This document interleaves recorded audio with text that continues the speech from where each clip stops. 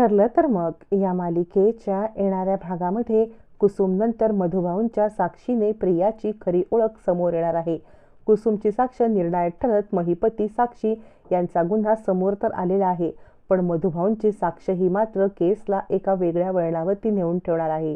केस आता वेगळ्याच वळणावरती जात मधुभाऊंची साक्ष निर्णायक ठरत प्रियाची खरी ओळख रविराजांना एकाच वेळेला आपल्याला 2 धक्के बसताना दिसणार आहेत, कारण केस एका वेगळ्याच वळणावरती जाणार आहे.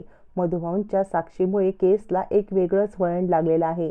मधुभाऊंनी ज्या वेळेला साक्ष देण्यासाठी उभी राहिलेले आहेत त्यावेळेला आता मात्र रविराज सरांना एक वेगळं सत्य समोर येणार आहे. अर्जुनच्या समोर सुद्धा एक वेगळं सत्य येणार आहे. मधुभाऊंची साक्ष आता कोर्टामध्ये निर्णायक ठरत ही केस पुढे जाण्यासाठी किंवा या केसला आता मात्र क्लोजर मिळण्यासाठी खूप मोठा उपयोग होणार आहे. आता कोर्टासमोर तो व्हिडिओ प्ले केला जातो. तो व्हिडिओ प्ले केल्यावरती महिपतीच्या खूप मोठ्या कारस्थानाचं सगळ्यांच्या समोर दृश्य येतं. म्हणजे आता त्या पेन ड्राईव्हमध्ये असलेले महत्त्वाचे पुरावे हे आता महिपतीच्या विरोधात असतात, पण कोर्टासमोर तेवढंसं पुरेसं नसतं.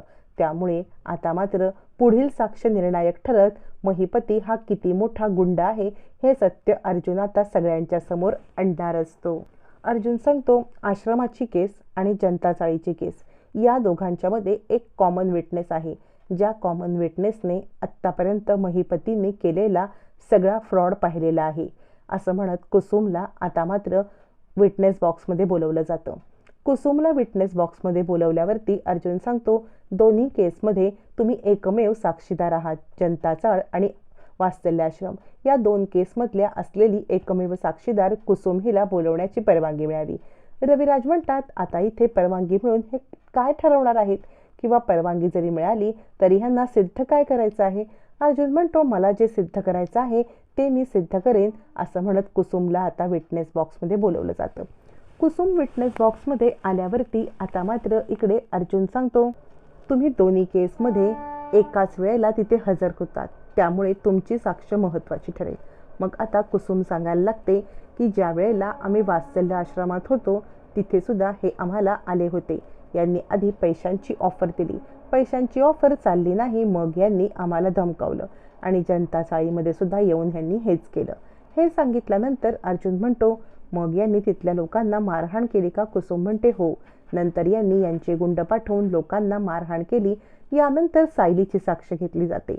सायलीला बोलवल्यावरती सायली सांगते, यांनी आधीपासून आमच्या आश्रमावरती डोळा ठेवला. सगळ्यात पहिले आमच्या आश्रमात आले, आम्हाला थोडेफार पैसे देऊन आमचं आश्रम खाली करायला सांगितलं. मधुभाऊंनी नकार दिला. मग ह्यांनी जास्त पैसे देऊन आश्रम खाली करायला सांगितलं, तरी मधुभाऊंनी नकार दिला. मग ह्यांनी गुंडगिरी केली, आमच्या छोट्या छोट्या मुलांना मारण्याची धमकी दिली, तरी सुद्धा मधुभाऊ काही दबले नाहीत. मग यांनी आमची लाईट बिल आणि पाणी कापलं. मधुभाऊ त्यासाठी सुद्धा आता नगरपालिकेमध्ये गेले, तर आमचं बिल थकलंय असं सांगितलं, ते पैसे भरले. त्यानंतर सुद्धा आमचं आश्रम हे एका अनधिकृत बांधकाम आहे असं सांगून ते पाडण्याचा आदेश आले, तरी सुद्धा मधुभाऊंनी तिकडे नगरपालिकेत जाऊन जितकी काही फी आहे ती भरण्यासाठी पैसे तजवीज करत होते.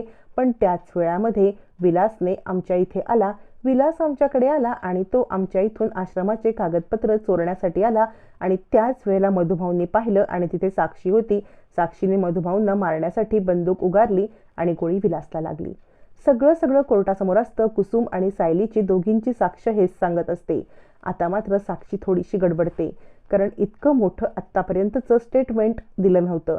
प्रिया गडबडते. नागराज म्हणतो, काय ग, हे काय झालंय? आता हे सगळं झाल्यावरती सगळ्यांचं नजरा वळतात त्या अर्जुनकडे. अर्जुन सांगतो, यानंतर मला एक महत्त्वाचा अजून एक साक्षीदार हवे, ते म्हणजे स्वतः मधुभाऊ.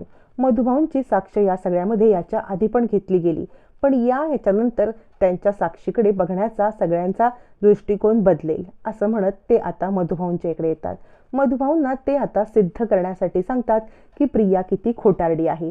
मधुभाऊंना प्रश्न विचारला जातो. अर्जुन सांगतो, मधुभाऊ, तुम्ही मला एक गोष्ट सांगा, म्हणजे ज्या ज्या वेळेला तुमच्या आश्रमामध्ये एक एक मूल येत गेलं त्या वेळेला तुम्ही त्यांच्याबद्दल सगळी माहिती लिहून ठेवलीत. यावरती मधुभाऊ म्हणतात, हो, आमच्या आश्रमामध्ये आलेल्या प्रत्येक गोष्टीची रजिस्टरमध्ये नोंद आहे.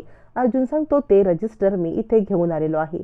आता मात्र अर्जुन ते रजिस्टर जज समोर सादर करतो आणि मग जज समोर तो सांगतो की ज्या वेळेला सायली मधुकर या आश्रमात आल्या होत्या तेव्हा त्यांच्याकडे काय काय वस्तू होत्या त्याची सुद्धा नोंद आहे आणि ज्या वेळेला प्रिया मधुकर म्हणजे आत्ताच्या तन्वी किल्लेदार या आल्या होत्या त्यावेळेची नोंद आहे. मग मधुभाऊंना विचारलं जातं आणि मधुभाऊ सुद्धा त्याची पुष्टी करतात की हो या गोष्टी होत्या सोबत.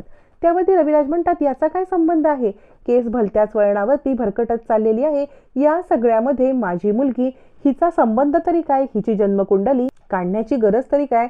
अर्जुन म्हणतो गरज आहे कारण ती एकमेव आय विटनेस आहे या सगळ्या केसची आणि आय विटनेस जर मुळातच खोटारडी असेल तर तिची साक्ष ग्राह्य कशी धरायची हे सुद्धा आता कोर्टासमोर मला सिद्ध करायचं आहे. रविराज म्हणतात किती खाली उतरायचं याला काहीतरी लिमिट असतं, म्हणजे एक केस जिंकण्यासाठी माझ्या मुलीला खोटं ठरवणार. अर्जुन म्हणतो नाही, एक केस जिंकण्यासाठी नाही तर तुम्हाला या सगळ्यातून बाहेर काढण्यासाठी मी हे सगळं करणार. मधुभाऊंना अर्जुन सांगतो ज्या वेळेला प्रिया मधुकर तुमच्याकडे आल्या त्यावेळेला तारीख काय होती. मधुभाऊंनी सांगितलेली तारीख ही खूप नंतरची असते, म्हणजे ज्या वेळेला सायली सापडली असते नंतरची तारीख. रविराज थोडेसे गडबडतात, नक्की काय चाललंय, मधुभाऊंना काय सांगायचंय.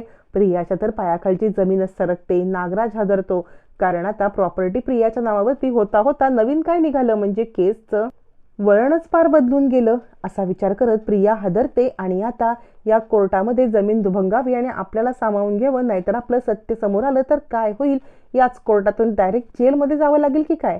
मधुभाऊ म्हणतात हो, ही ज्या वेळेला मला भेटली होती ना त्यावेळेला हीच तारीख होती आणि ॲक्च्युली सायली भेटली होती तेव्हा ही तारीख होती.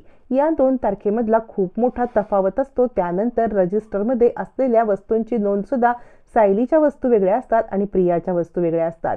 या सगळ्याची जन्मकुंडली मधुभाऊंनी मांडल्यावरती अर्जुन सांगतो या सगळ्यामध्ये प्रिया मधुकर या ज्या तन्वी किल्लेदार म्हणून राहत आहेत ना तर या तन्वी किल्लेदार नाही, कारण तन्वी किल्लेदार हरवल्यानंतर 2 वर्षांनी या आश्रमात आल्या होत्या असं म्हणत खूप मोठा गौप्यस्फोट रविराजांच्या समोर होतो.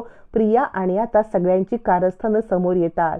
कुसुम, सायली आणि मधुभाऊ या तिघांच्या साक्षीमुळे रविराजांचे डोळे उघडत प्रिया ही तन्वी नाही या सत्याचा खूप मोठा उलगडा होतो. या सत्यावरती रविराज कितपत विश्वास ठेवणार, या सत्याचं रविराज मान्य करणार का की पुन्हा काही उलटसुलट घडत प्रिया हीच तन्वी या सत्यावरती शिक्कामोर्तब होणार, हे मात्र येणाऱ्या भागातच कळणार आहे.